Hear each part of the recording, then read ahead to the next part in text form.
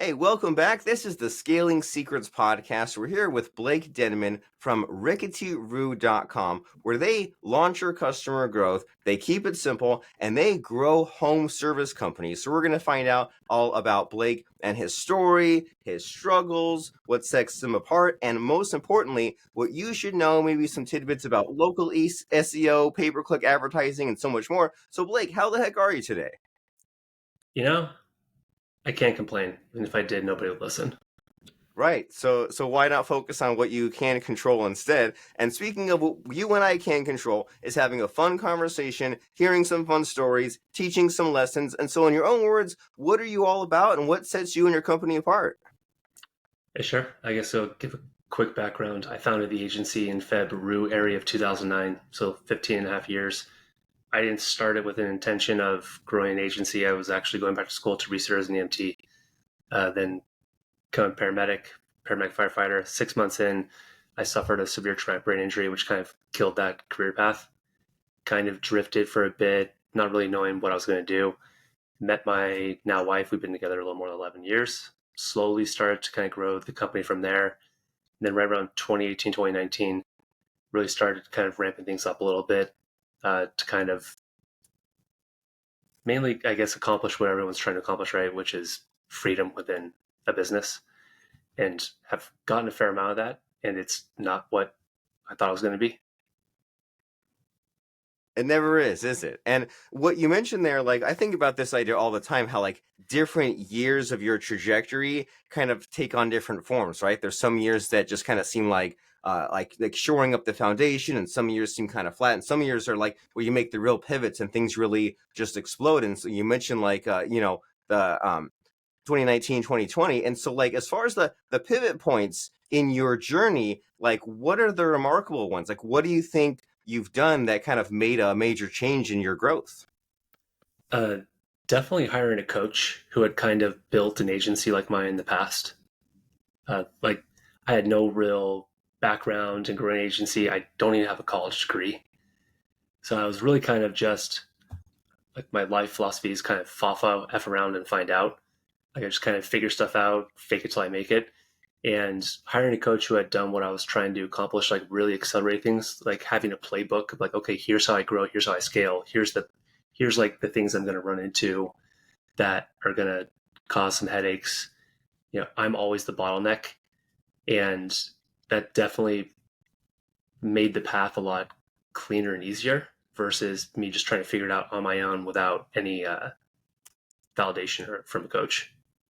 And I think that might be the number one piece of advice of all time, right? Get a coach and admit that your own thinking will only get you so far. You can be the bottleneck and you can't go it alone. Other people have blazed the trail before you. And so, like, what, just out of curiosity, what was the kind of structure of that like? Was your coach like someone like, did you meet like Zoom, in person, recurringly, on email? Like, what was the kind of the communication and the rhythm like as far as your coach helping you out? Yeah, initially it started out as he had built like a course which was semi-private where you would have a one-on-one session with him once a month. And after I ran through that, which was helpful, he then offered one-on-one individual coaching for like a weekly call. I was the first person to sign up. And then after he was my coach up until the end of last year, where like now he's like one of my best friends. It's like we've turned into a real actual friendship. Uh, and from there, like what really kind of helped was I think most people kind of assume like, okay, I'm hiring this coach who's going to give me everything I need so I can just take what they did and then just put it into my company. And for me, there was a lot more to it. Instead of just like, oh, here's how you do lead generation, here's how you scale, here's how you set up your SOPs, your organizational hierarchy structure, play handbook, etc. It was way more freeform, fluid, and there were some things that he was adamant about that I absolutely to this day haven't done and probably never will because it just doesn't match the brand. And is there one of those things you feel like telling us? Like, what's something that is like you should do it, or he told you, but you won't do it? uh, Cold email outreach, buy a list, vet it, and then start just cold outreach. he swears by it. It does work. I know a lot of people who do it and it's successful for them. And for me, I don't feel good with that stuff. But you know it's there. You know that it's waiting for you if you want to pursue that path. But you also got a lot of other growth paths in your business, right? You also got a lot of other things that you figured out. And so, is there anything in particular that surprised you from your coach as far as what was helpful in growing this business? Uh,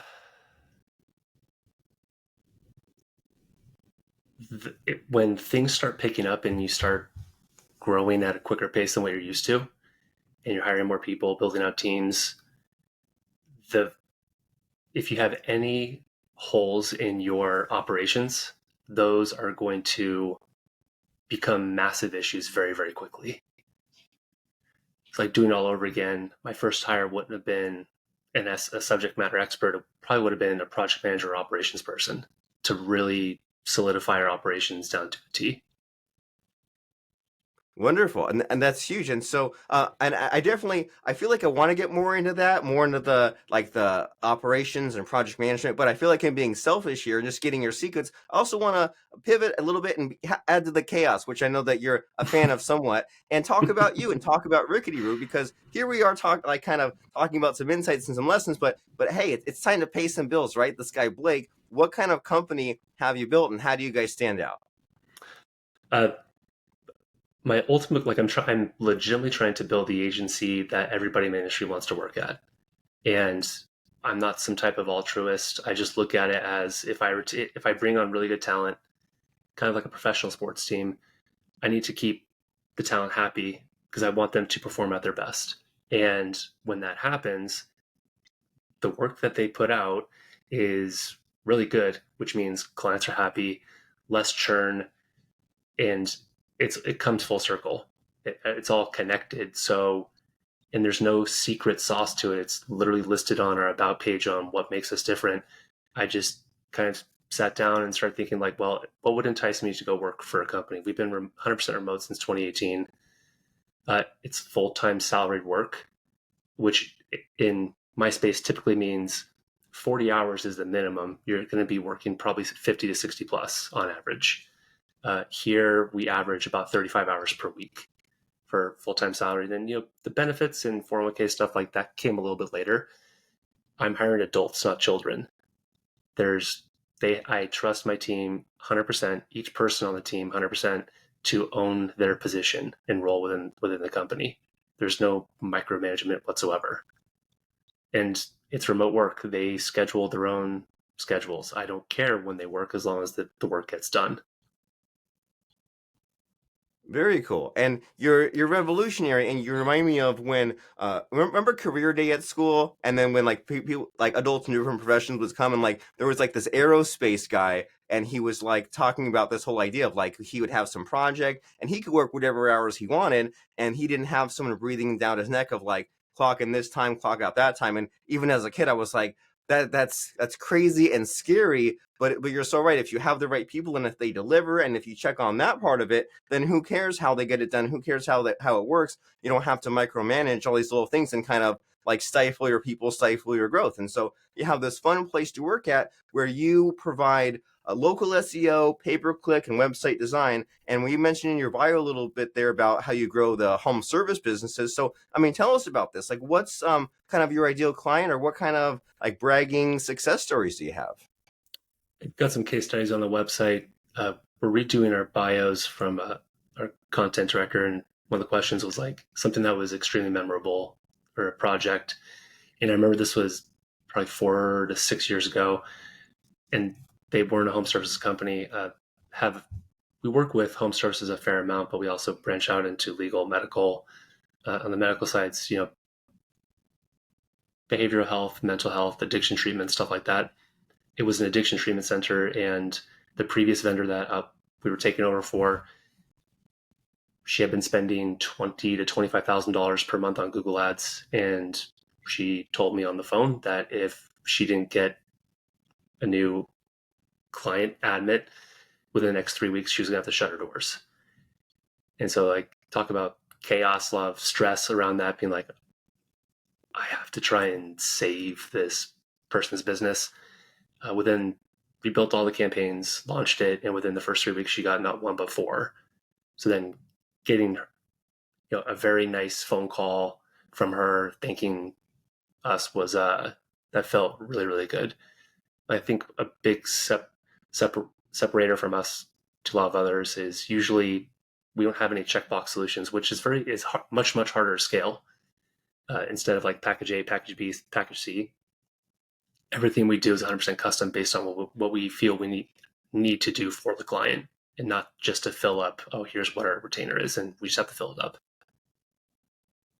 Yeah, and I love these sorts of entrepreneurial problems that are hard to solve, right? It's easy enough to say like, "Oh, we have the checklist," but I love things like this where you say, "Well, your employees have to think, and you have to kind of solve these hard problems that other people, other companies maybe can't solve or aren't willing to solve." And it's kind of refreshing because whenever I have a client that like asks about paid advertising, I think back to like different podcast interviews with PPC agencies that kind of they set the expectations really low, or I don't know if it's like the price really high, but they set the table as far as like, well, it'll cost you 30 grand and it'll take 6 months and we'll do all this stuff and don't even expect anything. And then they say, oh, I'm just setting your expectations. And so, I mean, how are you different of that, or how can you maybe like get us the enthusiasm back? Because unfortunately, a lot of the PPC agencies kind of say this, right? Like, well, you're gonna have to wait around and we'll see what happens. So, like, what and it's refreshing for you to kind of share this cool story. So, like, what sort of hope can you provide as far as like what can be done as far as the whole PPC thing? Uh, Again, almost like with anything in SEO, like it depends.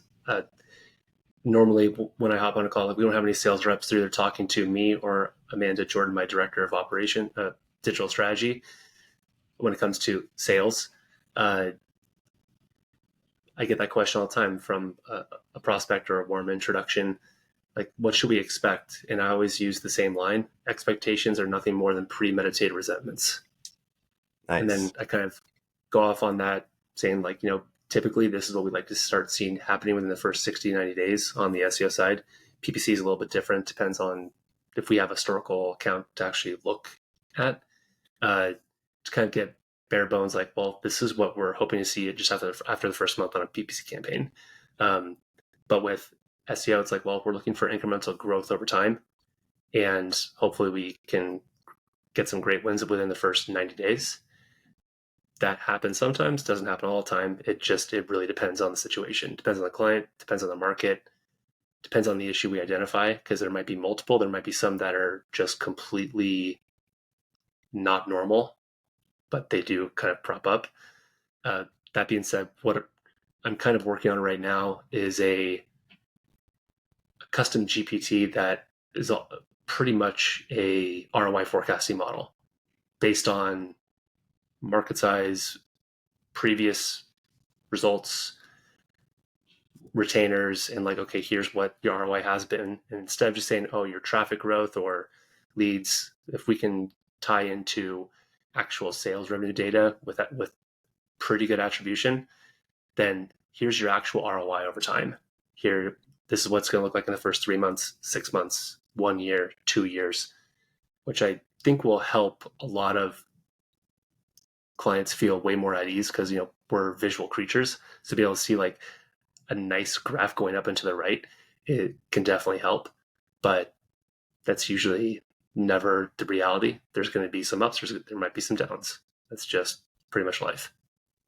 Of course, but it's forecasting, right? You see the weather report and you say, "Well, here's the best guess." And if it's raining and they tell me it's not, and vice versa, it's still okay. It's just the educated guess. And I think what is really great about sort of this advice here is that like you attack the problem with different angles, right? Say someone tries to run their own paid ads, they're maybe just kind of going at it from one angle, but when there's someone like you where you have the data, you have the custom GPT, you have the best practices, plus you do a lot of thinking, right? You do the looking at the competitors, look at the experiments. That seems to be something that has a greater chance of success. And so when you say sometimes you jump into these accounts and maybe there's already the past ads or the historical data, like what kind of like do's and don'ts drive you crazy as far as like what's done out there as far as pay per click? Like, what are the mistakes, and like what do you guys do better? Uh, Usually, one of the biggest red flags is if just seeing that if auto recommendations are applied on across the board, like the stuff that Google's recommending, like, oh, this will optimize your account by 2.2%, but without actually validating, seeing if that's actually worth it, that's usually a pretty big red flag. Seeing different types of campaign builds, depending on the type of client, where if there is not a super long, quote unquote, buyer's journey, if it's more like, if it's home services, like, oh, my AC broke, AC repair near me is going to be a popular keyword. You don't need a retargeting campaign or video display campaign going after those types of users. It doesn't really make sense. It could in certain situations. Uh, those are usually the red flags, or going in and saying like, okay, they've been working with this agency for the last 12 months and looking at the change history report and seeing nothing. Well, No fair fine enough. So tuning. yeah. Yeah, where it's like, well, what are you paying for? Like, they're maybe they're monitoring budget, but if they didn't make any adjustments or do any experiments, then you're paying for nothing. And so, and there's a lot of ways to go wrong, right? And so you're saying that if sometimes maybe these agencies they don't continue experimenting, or they just kind of are like singularly focused, they just kind of use one tactic instead of looking at the whole situation that's out there. And so this is all very helpful. And again, it kind of tunes us in to why we need an agency such as yourself to run things, to do the ongoing thinking and ongoing work, because businesses out there, say you're an addiction center or home services, you have your own business to run, let alone piling on all these new other responsibilities. So it's great to have these like existing experts do this sort of thing. And so that really helps to get an idea of what you guys do and how you're so great. And kind of going back to the growth of your business, because this is the Scaling Secrets podcast. Like, what has really excited you about the scaling of your business? Like you mentioned, like, hiring employees and things like that. You have like a real big win as far as like the business growth and scaling that you feel like sharing? Yeah, realizing that the more I get off my plate and into the hands of somebody more capable, the more easier and less friction there is. And when I hired my VP of operations last October, I believe, that was the last thing I still had a lot of control over within the agency. And then after bringing her on, I also had my first child last year. So like I had kind of like, I don't call it, it wasn't a crisis, but it was an identity paralysis where I was kind of really trying to picture what do I want my life to look like now. And yeah, this is like the company is like my first kid that's 15 and a half. It's almost like I'm almost like an empty nester because it's its own thing now where I don't have like, I have some things or initiatives that I'm in charge of, but like no direct control in molding anymore, which kind of like almost, it did take the wind out of my sails for a little bit, trying to figure out, it's kind of like that John Travolta meme from Pulp Fiction where he's looking this way and be like I don't know what to do now. Where up until that point, the path was very, very clear. And then having a lot more freedom to kind of think about, okay, well, what's next? And I've had recommendations like, oh, start another business. That doesn't, there's, I don't really have any interest in starting another one, especially from the ground up. Rather keep my focus in the current one. So then actually thinking about potentially selling the agency in like a 5-year window, which is kind of reset, is the path where the drive is there.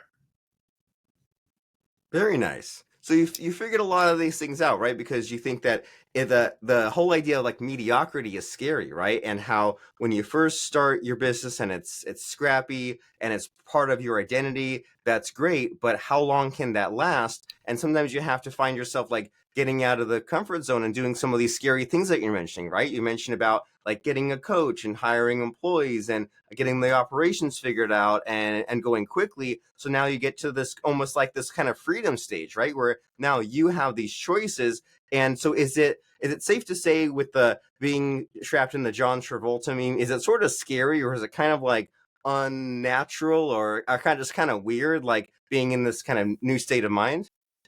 It's definitely weird, uncomfortable because it's just something that's very foreign.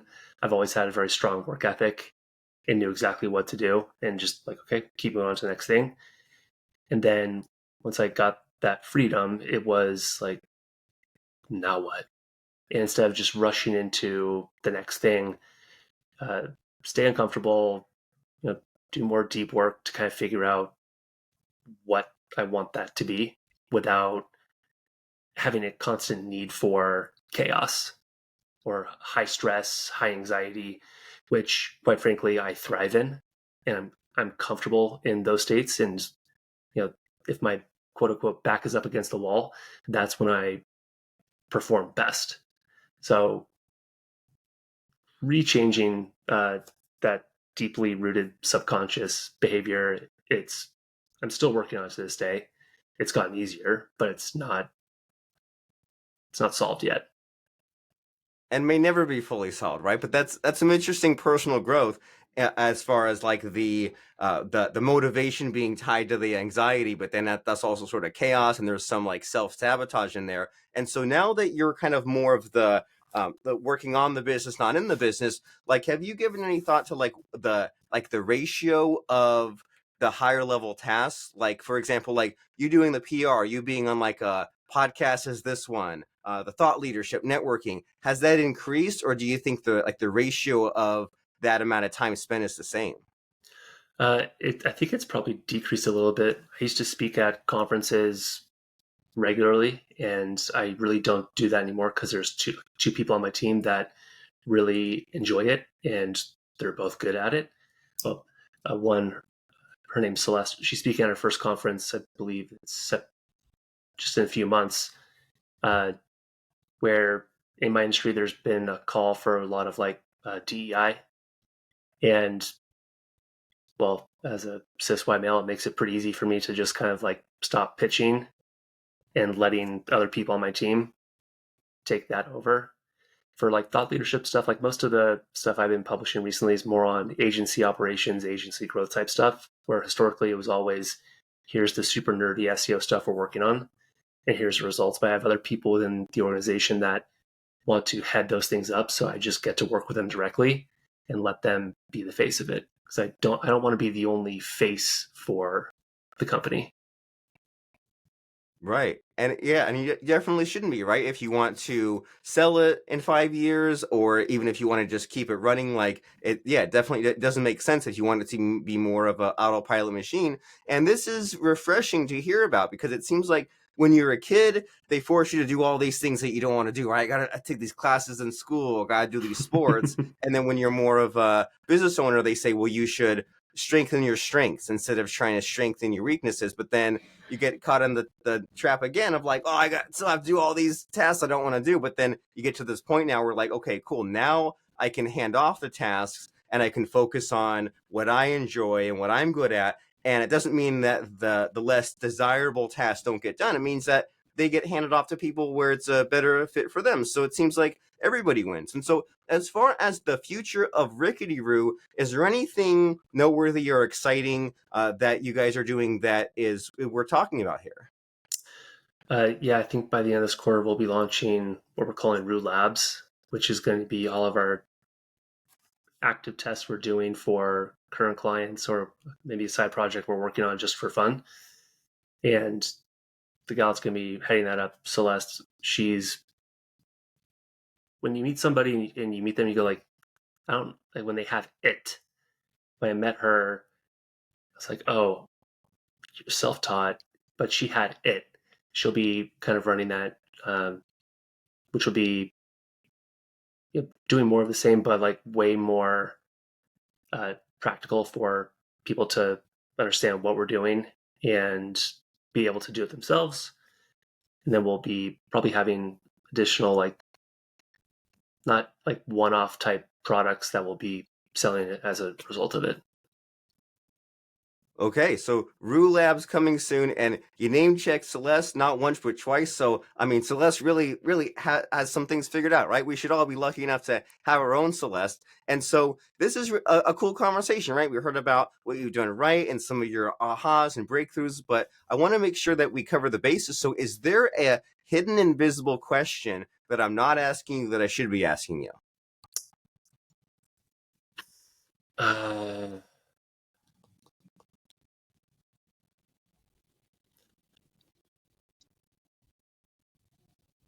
give a few, but I'm trying to think of like what the best one is. Like, if you go through our entire website, you'll never hear us refer to ourselves as an expert. I don't believe you can be an expert in something that's constantly changing.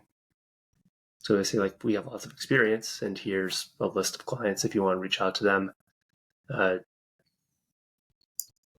to think of one question. I mean, I can share some horror stories of things that have happened, some a little bit of wisdom, like, hey, please learn from my mistake or mistakes. That sounds great. I mean, Yeah, great, but scary, but good. yeah. And this is directly tied to operations. I thought, because I was running it, so obviously it's running amazing. What happened was we had a client who we were doing an initial project with, and there was so much potential. I'm not even going to mention the industry, but the final deliverable that we had sent over, uh, which I was the account manager for, and I just need to QA the work before it was sent to the client. I checked it very quickly. It looked good. Got sent over. The point of contact trusted me so much. They then took it straight into a board meeting to present to their board. And instead, that final deliverable, which everything else was perfect, we had audited the wrong website. We audited the holding company, not the actual subsidiary we were supposed to, which completely blew up the relationship, the deal. I refunded everything. That relationship got burned. And now, for the sole reason that our onboarding wasn't dialed in completely. Okay. So an Usually the important valuable lesson, lessons, yeah. oh yeah, usually the most painful lessons are the most valuable ones. Well, for some reason, in the randomness of the internet, I keep seeing maybe like every week for the past 6 weeks the story of how every time there is an airplane crash, they said, "Hey, some people died. Let's like really learn from that, and that won't happen again." And it kept happening like over the decades, and it sounds horrific. But then I think the last fatal airplane crash was like 2001 or something. Like after 9/11, there was like a little airplane crash, but since then, 20 plus years, we just kind of like every time there was this huge mistake, it was a learning experience, like a big one, to say, okay, well, let's not make that mistake again. And eventually you get there. And so for some reason, like I said, like just that lesson keeps rearing its ugly head. But then seems like, I mean, that's what's happened in a way for you as well, right? Like at the whole website, all right, we'll make sure to confirm that, make sure that doesn't happen again. And also, you mentioned about this whole idea of you don't mention the word expert on your website. I find that pretty powerful, right? They call that building a fence around your idea. You think, well, what are we against, right? Like people think about what they stand for. What don't we stand for? What do we disagree with? And that kind of can be fun as far as the content, the podcasting, the PR, and everything else. Like the kind of the company personality identity. That's pretty cool to think about. And so, as far as things to think about, things to do, ricketyroo.com. Who is it for, and how does someone know if they're like a right fit, good company size for you and your services? Uh, said multiple times before, it depends. We have some clients who are pretty small and like they just want to grow by 5-10% per year over year. We have some high growth clients. We work with franchises, PE firms, legal, home services, medical. But back to your point about airplanes, at the same time, while it's been 20 plus years, and then we've had all these issues with Boeing recently. So hopefully, the freaking wheels falling off doors falling off from it's like maybe the lesson, maybe the old leadership left, new leadership came in, and what happened 20 plus years ago isn't really relevant anymore. Right. And also a lot of these problems are it's like tricky to think about, right? You think, well, okay, well the doors flew off, but no one died, but that still shouldn't happen. And you think, well, there's all this publicity, but like it's still happening or is it just being talked about more? And then your brain gets in like the whole thing of like the survivorship bias. Like they show the picture of the airplane with the bullet holes, and you're like, well, does that mean should we like focus on where the bullet holes hit or where they didn't? And it's like one of those, like, some problems require thinking, right? And some are not as cut and dry and simple as they may appear to be, especially when it comes to you and growing your business and running some of these paid ads and working on this local SEO. And so you say that the answer is it depends as far as the company and being a right fit. So if someone says, okay, well, I need to know if I am a right fit. So when they go to ricketyroo.com, do you encourage they like set up a phone call or talk with you? Like, what's the next logical step if they're intrigued, excited about your services, but they just want to know if it makes sense? Yeah. Um, please don't call. Like the main phone number on our website, it goes to a voicemail, which has a very nice message from my friend who she has a great voice for that, which says, due to the amount of spam calls we get, please email this email address and we'll get in contact. There's contact forms pretty much on every page of the website, which go to me and Amanda, my director of strategy. And then we set up an initial call, ask some questions, and we kind of go from there. Okay, so definitely don't call where we're in the modern day and age, right? Where we don't do that anymore. Instead, we go and fill out the contact form and then figure out that time to meet. And that is ricketyroo.com, ricketyroo.com, ricketyroo.com. Go there, click on the contact form, and tell Blake and his team about your needs, where you're stuck, where you're frustrated, what you'd like to be possible, and then they'll get that meeting figured out. And as people are going to ricketyroo.com here, Mr. Blake, do you have a fun quote or lesson to really end our conversation with a bang, get us excited, send us on our way? What comes to mind as far as a quote or lesson? I've got a couple that have kind of crept up during our conversation. One is your ego is not your amigo. And the other, remain teachable. It's kind of one of our philosophies. I guess in our culture words, whatever you want to call them, like where we're always open and remain teachable instead of like being closed off and saying, oh, we know everything about this subject.